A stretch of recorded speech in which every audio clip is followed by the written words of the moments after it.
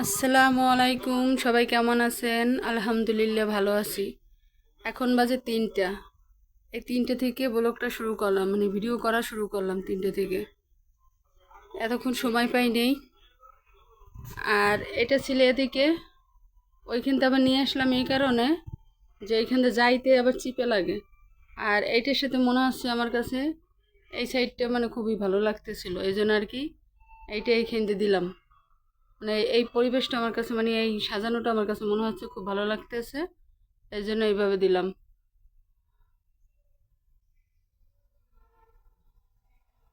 আর তার পাশে এই যে ফুলদানিটা রেখে দিলাম।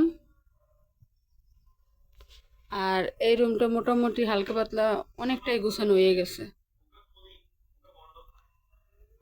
এখন শুধু এই যে আমার ছেলের বই খাতা এগুলো আছে, এগুলো গুছাইতে হবে একদিন, তাইলে অনেকটা কাজ আগাইয়ে যাবে।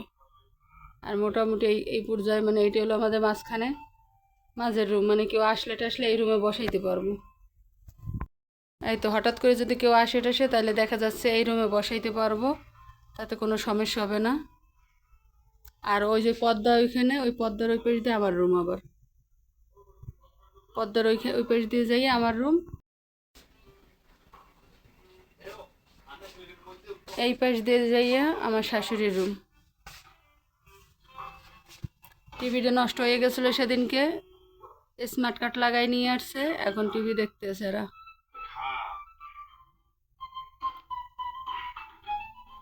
মোটামুটি পর্যায়ে একটু গুছানো হয়ে গেছে।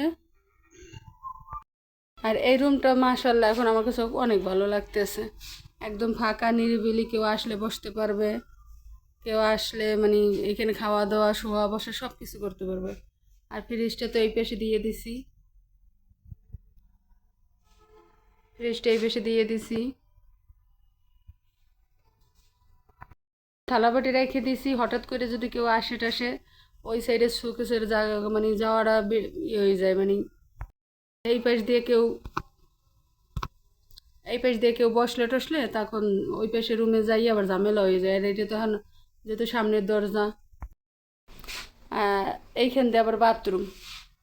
আর এই ড্রামে আমার হাঁসের কুড়ো রেখে দিছি, কুড়োটা শেষ হইলে আবার ছোট ছোট ওই যে এই উপরে অনেক ড্রাম আছে, এর ভিতরে আবার ছোট ছোট করে রেখে দিব, মানে অল্প অল্প করে কুড়া হাঁসের ধান এগুলো রেখে দেবো। আর এইখানে কিন্তু অল্প স্বল্প কিছু কাছের জিনিসপত্র রেখে দিছি। একটা অল শোকেস বানানো লাগবে, অল শোকেস বানাইলে ওই যে ওই পাশে যে বড় শোকেসটা আছে ওইটারে, মানে ওইটারে বাদ দিয়ে দেবো আনে। আর চিন্তা করছি এইখানে একটা র্যাক বানাবো, কাঠের একটা র্যাক বানাবো, একটা মিসেপ বানাবো, আর একটা ডাইনিং টেবিল বানাবো। আস্তে আস্তে বানাবো, একসাথে তো হবে না, আস্তে আস্তেই বানাইতে হবে। আর আজকে দুপুরের জন্য কী কী নিছি, এই যে কই মাছ নিছি, এখন হাত দিতে ইচ্ছা করতেছে না। কই মাছ ভিজে, ওই পুকুরে মাছ ধরছিল, সে কই মাছ নিয়ে নিলাম, এখন এই মাছ দেবো। আর বুট সিদ্ধ করা ছিল না, এই যে বুট সিদ্ধ করে নিচে, মানে ভিজেই নিছি, এখন সিদ্ধ করতে যাব। আর এই যে মুসুরির ডাল, এগুলো এখন ব্লেন্ডার করে টইরা একদম মশলা নামাই নিছি। এখন একদম পাকের গরমে, মানে আমার শাশুড়ি বাসায় নাই, সে একটু কোথায় যেন গেছে একটু জরুরি কাজে। আর আমি এখন পাকের ঘরে ওই যে মানে থুয়ে আসছি, সব কিছু গুছাই টুছাইয়ে নিয়ে এখন ধরাই দেবো, চুলাটা জ্বালাই দিব, তাইলেই হবে, তাড়াতাড়ি রান্না একটু ভালো হয়।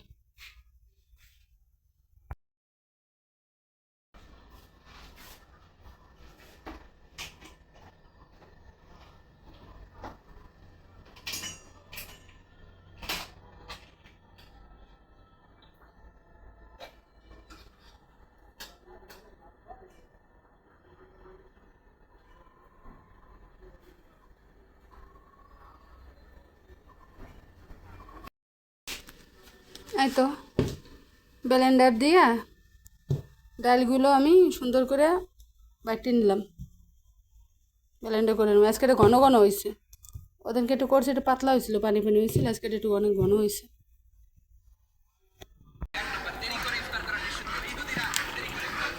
ও তো আজানের সাথে সাথে এই যে রান্নার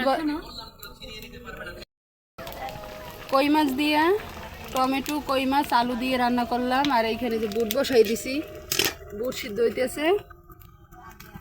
যে অনেক সুন্দর জাল জ্বলতেছে মাশাআল্লাহ। আর এই জায়গায় আবার কই মাছ কিছু আছে, এইগুলো ভুনো করব। এই কই মাছগুলো এখন ভুনো করব।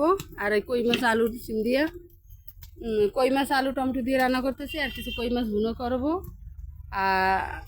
আর পেঁয়াজু বড়া এইসব এগুলো মানে চপ টপ এগুলো রান্না করবো, তাহলে হয়ে যাবে।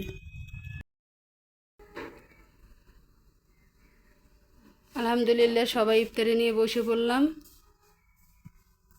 আচ্ছা আগে বেগাই হয়েছে, তাড়াতাড়ি হয়েছে সব কিছু।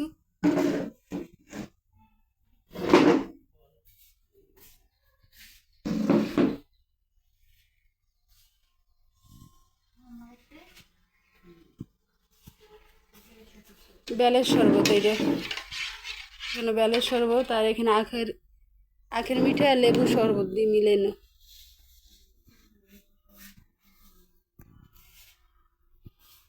আজকে টুপি আনে